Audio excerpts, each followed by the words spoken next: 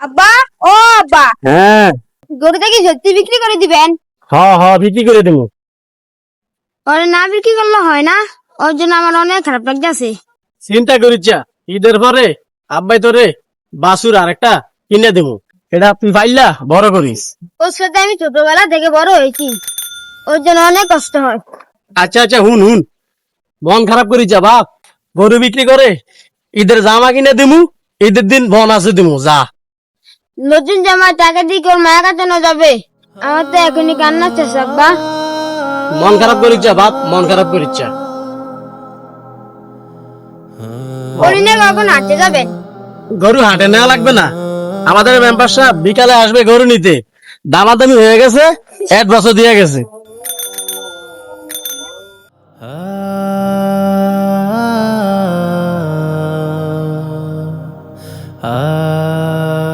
হুস হুস।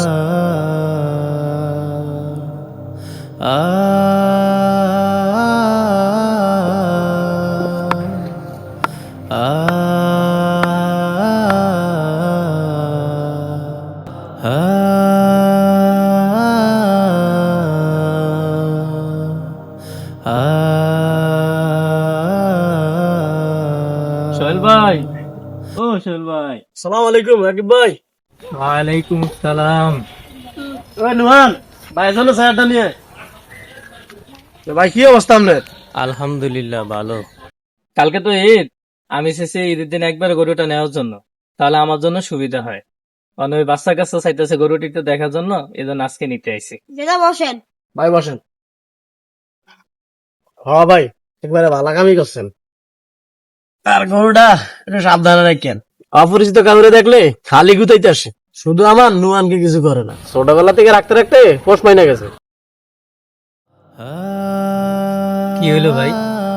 গরুটার লাই অনেক মায়া লাগে, আর শখের গরুটা বিক্রি করে দিছি তো, এই জন্য ওর মন খারাপ।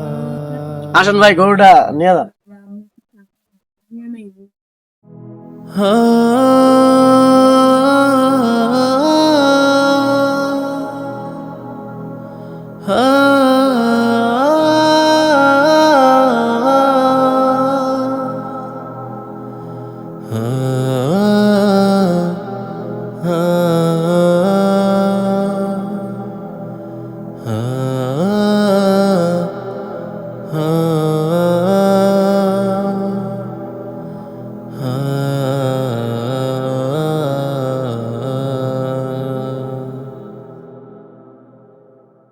কিরে, এখানে মন খারাপ করে বসে রয়েছিস কেন বাপ? বাপরে, মন খারাপ করে কি করবি ক? গরু বিক্রি করে দিয়েছেন, এর জন্য আমার খারাপ লাগতেছে না, আমার বেশি খারাপ লাগতেছে গরু তাকে জবাই করে দিবে। তুই মন খারাপ করস কেন বাপ? তোর তো এখানে খুশি হবার কথা, কারণ তোর প্রিয় গরুটা আল্লাহর জন্য কোরবানি হবে।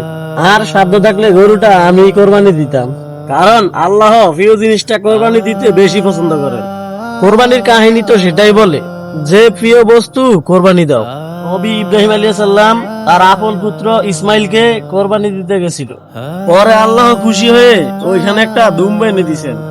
তাহলে আব্বা, আমার প্রিয় গরুটা আল্লাহর জন্য কুরবানি হবে। আরে বাপ, আল্লাহর জন্য।